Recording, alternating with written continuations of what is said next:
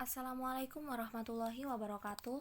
Perkenalkan, nama saya Wahyu Fajar Rahma dari Fakultas Ekonomi, Prodi Manajemen A3, Universitas Islam Majapahit. Di sini saya akan menjelaskan tentang hubungan antara ekonomi dan hukum dalam Islam. Jadi yang pertama kita harus mengerti pengertiannya dulu. Apa sih ekonomi dan hukum Islam itu?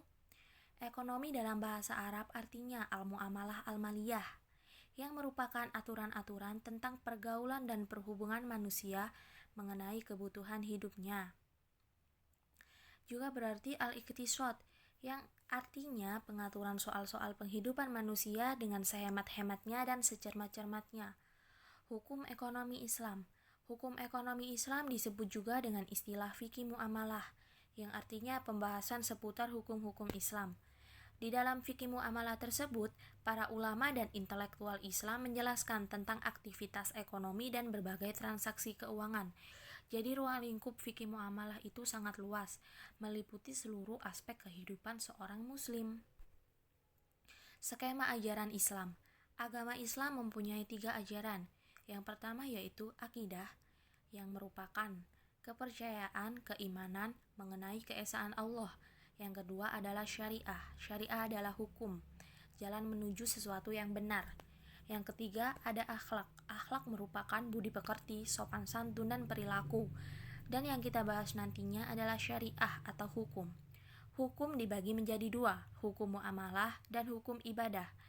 Muamalah sendiri mencakup kegiatan manusia yang meliputi kegiatan politik, kegiatan ekonomi, dan kegiatan sosial. Kegiatan ekonomi mencakup lembaga keuangan, kegiatan usaha lainnya yang meliputi jual beli, sewa menyewa, dan lain-lain. Ruang lingkup fikih muamalah. Ruang lingkup fikih muamalah di sini ada 2. Yang pertama yaitu ruang lingkup adabiyah, yang meliputi ijab dan qabul, saling meridhoi, tidak ada keterpaksaan antara kedua belah pihak, hak dan kewajiban, kejujuran pedagang, penipuan, pemalsuan, penimbunan, dan lain-lain. Yang kedua yaitu ruang lingkup madiyah, yang meliputi jual beli, gadai, pemindahan utang, bunga bank, upah, pembagian kekayaan, sewa menyewa tanah, perseroan harta, dan tenaga. Jadi di ruang lingkup madiyah ini mencakup segala aspek kegiatan ekonomi.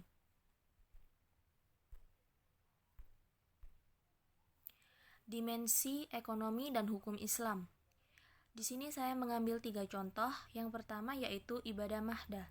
Ibadah mahdah di sini termasuk hukum, dan zakat ini termasuk dalam kegiatan ekonomi. Relasinya di sini untuk hal pemerataan kekayaan. Yang kedua ada hukum munakahat. Hukum munakahat di sini kegiatan ekonominya nafkah dan harta syarikat. Harta syarikat itu harta bersama, dan relasinya di sini untuk memenuhi kebutuhan pokok. Yang ketiga ada hukum muamalah maliyah. Kegiatan ekonominya seperti jual beli, sewa menyewa, dan lain-lain. Dan relasinya adalah akad dan pernikahan. Dari contoh di atas menjelaskan bahwa aspek hukum dan ekonomi dalam Islam memiliki hubungan atau relasi yang sangat kuat. Hal ini disebabkan karena pada dasarnya semua aspek ajaran Islam merujuk kepada sumber yang sama, yaitu Al-Quran dan Hadis sebagai sumber hukum utama ajaran agama Islam. Kesimpulannya di sini adalah agama Islam memiliki aturan-aturan yang baik dalam hal ekonomi. Ekonomi dituntun dengan cara yang bijaksana dalam Islam. Persoalan muamalah sudah ada sejak zaman Nabi Muhammad SAW, yakni persoalan hubungan ekonomi sehari-hari antara seseorang dengan seseorang lainnya dalam urusan kebutuhan hidup. Dan tentunya ekonomi dalam Islam saling berkaitan dengan hukum atau tata cara Islam yang merujuk pada Al-Quran dan Hadis. Contohnya, ada tata cara bermuamalah yang baik dan benar, sewa menyewa, gadai, simpan pinjam, jual beli, riba, dan lain-lain. Semuanya sudah diatur dalam Al-Quran dan Hadis. Kaidah dasar fikih muamalah. Sebenarnya kaidah dasar fikih muamalah di sini ada banyak, tapi saya sebutkan cuma beberapa saja. Yang pertama yaitu hukum asal dalam muamalah diperbolehkan.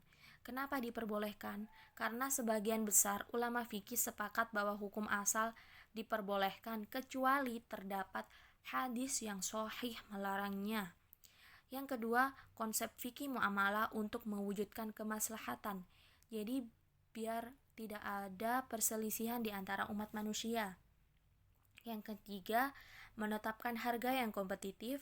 Yang keempat, meninggalkan intervensi yang dilarang. Yang kelima, menghindari eksploitasi.